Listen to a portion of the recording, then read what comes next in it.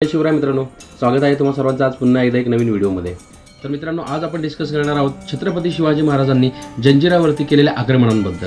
कारण आपल्या सगळ्यांना माहिती आहे जंजिरा हा एक अजिंक्य गड म्हणून ओळखला जातो। 31 जुलै 1657 रोजी महाराजांनी सह्याद्री ओलांडला, जावळी जिंकून अवघी चंद्राई स्वराज्यात सामील झाला, राज्याच्या सीमा विस्तारल्या आणि सिंधू सागराच्या किनारपट्टीकडे शिवप्रभूंचं लक्ष गेलं। उत्तर कोकणचा हा प्रदेश स्वतःच्या निर्विवाद प्रभुत्वाखाली आणायचा, तर जंजिरामध्ये ठाण मांडून बसलेल्या सिद्धीला तिथून हाकलणं हे खरंच गरजेचं होतं, हे महाराजांनी ओळखलं होतं। तर रघुनाथ बल्लाळ सबनीस आणि निळोपंत मुजुमदार यांच्या नेतृत्वाखाली मराठ्यांनी सगळ्यात पहिली जंजिरावरती मोहीम उघडली। मराठ्यांच्या विजयी फौजा तळगड घोसाळगड घेऊन राजपुरी पावेतो थडकल्या, पण प्रयत्न करूनही जंजिरा काही हाती लागत नव्हता। पाणकोटात दडलेल्या ह्या सिद्धीची ताकद त्याच्या आरमारात होती हे शिवरायांनी जाणलं। त्यावेळी जो जंजिराचा सिद्धी नवाब होता, त्या नवाबाने आपल्या बापाचाच विश्वासघात करून गादी मिळवली होती आणि हा नवाब अत्यंत संशयी होता। एकदा का त्याच्या मनात कोणाबद्दल संशय निर्माण झाला तो त्याची गर्दनच उडवत असे। त्याने 50 पाऊंडशे हबशी असेच यमसदनी धाडले। तेव्हा सिद्दी खैरत व सिद्दी कासम हे विजापूरच्या आदिलशाहकडे जाण्यास निघाले। या कर्तबगार सरदारांच्या अनुपस्थितीचा फायदा महाराजांनी उठवायचे ठरवले।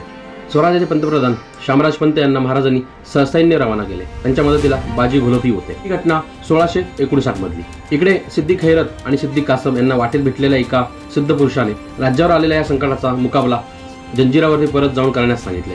तेव्हा ते दोघे तळे या गावापर्यंत पोहोचले। ती बातमी शामराज पंत यांना कळली। त्यांनी तळे या गावाला पक्का वेढा दिला। जीव वाचवण्यासाठी सिद्दी खैरत आणि सिद्दी कासम गुफा घालून जनानखान्यात लपून राहिले। पुढे एका मच्छीमार बोटीतून जंजिरावर सुखरूप पोहोचले। सिद्दी फतेखानाने दोघांचंही स्वागत केलं व शिवसैन्याशी मुकाबला करण्यास सिद्दी खैरत खानास सुभेदारी दिली आणि लष्कराची कामगिरी सोपवली। लढण्यापेक्षा युक्तीवरती विश्वास असलेल्या खैरत खानाने एक डाव टाकला। शामराजपंत पेशव्यांना जंजिराचा ताबा घेण्यास जंजिरावरती बोलावले आणि विश्वासघाताने कैद केले। शेवटी जंजिरावरती कधीच स्वारी करणार नाही ही कबुली घेऊन शामराजपंतांना त्यांनी सोडून दिले।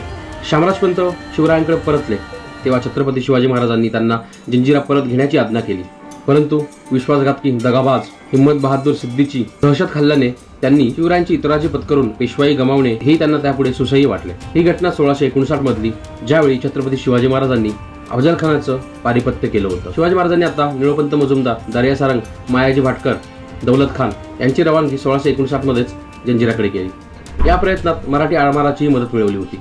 हे आक्रमण इतक्या तडफेने केले गेले की सिद्दी फतेखान हा जंजिरा मराठ्यांच्या ताब्यात देऊन आपले प्राण वाचवणे या निर्णयापर्यंत पोहोचलाच होता।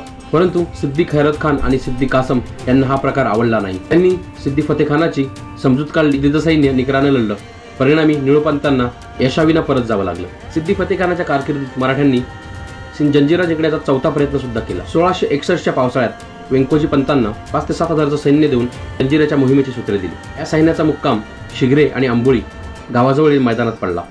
तेव्हा जंजिराजवळ हे सैन्य येण्याआधीच अब्दुल्ला खान व शेख पठाण यांना सिद्धीने ससैन्य पाठवले। मराठ्यांच्या तळावर त्यांची गाठ पडली। मराठी लोकांचे अतोनात नुकसान झाले। त्यांचा पूर्ण पराभव होणार इतक्यात मोरोपंत पिंगळे तिथे ससैन्य दाखल झाले। त्यांनी सिद्धी सैन्याला चांगला सोप दिला व राजपुरीपर्यंत मागे ढकलले। राजपुरीचे सिद्धी आरमार मराठ्यांच्या ताब्यात आले। मुरुड समोरच्या कासा बेटावरती मराठ्यांनी किल्ला बांधायला सुरुवात केली। जंजिराच्या उत्तरेला उभारलेला हा नवा जलदुर्ग पद्मदुर्ग म्हणून ओळखला जातो।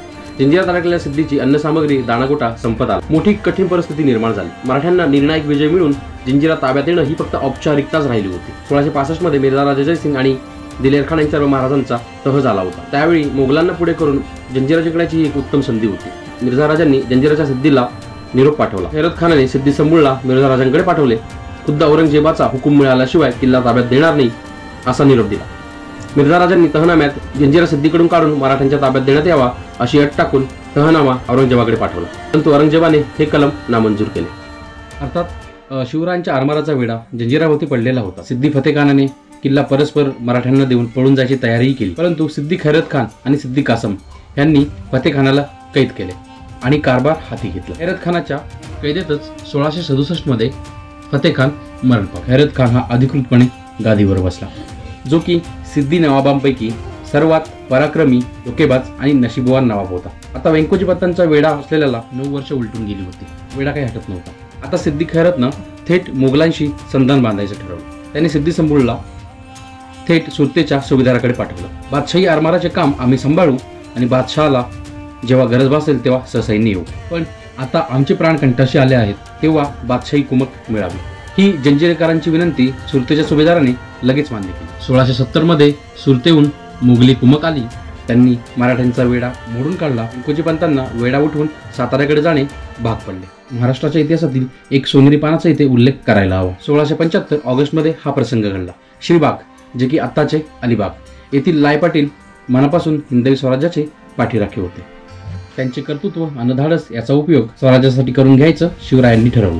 त्यांची सल्लामसलत झाली अन एका नव्या धाडसाचा बेत ठरला. मराठ्यांच्या ताराफ्यांवर चढवलेल्या तोफांचा मारा पचवून सिद्धिकाही डोक्यात येईना म्हणून हा बेत आखला गेला.